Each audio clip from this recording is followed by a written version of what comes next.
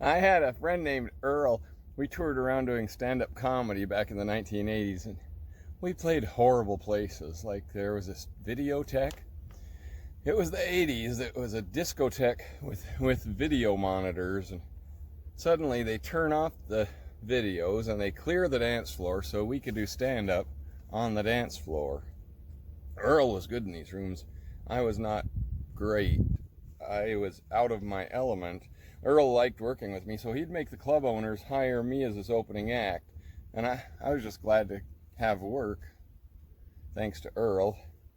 Earl had a lot of books, and that's not unusual to have a lot of books, but Earl had these books in his car. I had to move piles of books out of the passenger seat just so I could get in. He liked to read quotes from these books, and every time he'd read a quote, he would say, "That is so interesting." I don't remember any of the quotes he read to me. Not any of them, but I remember him saying, "That is so interesting." And I would say, "I'd rather you watch the road when you drive instead of reading me these quotes, Earl." And this was before we had cell phones, so we understand now that it's not a good idea to read a novel while you're driving down the freeway. Earl would go, "I'm multitasking." Earl quit doing comedy at some point, and he got into the Longshoremen's Union.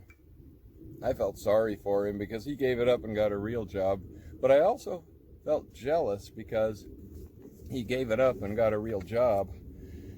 With him gone, I lost a lot of work because I wasn't getting the club owners to hire me to open for him. I found other circuits, better circuits. I never played another videotheque ever again, but I did comedy in a few bowling alleys and strip clubs, Indian casinos, but you gotta draw the line somewhere. After Earl got a normal job, the oddest things started happening. I found myself saying, "That is so interesting." It just came out of my mouth. But I said it different than Earl did. I have this friend, Mitch, for example, and he would sometimes tell me about something going on in his life, and after he'd finish talking, I'd look at him and I'd say, "That is so interesting." And Mitch would go, "Shut up, Kulm." See, this is the way two friends talk to each other. This is friendship. I was using the phrase to express resentment. I figured out I had resentment about being abandoned by Earl, and I took it out on Mitch by saying, "That is so interesting." It's such a harmless phrase. When I realized it was packed full of resentment, I laughed at myself.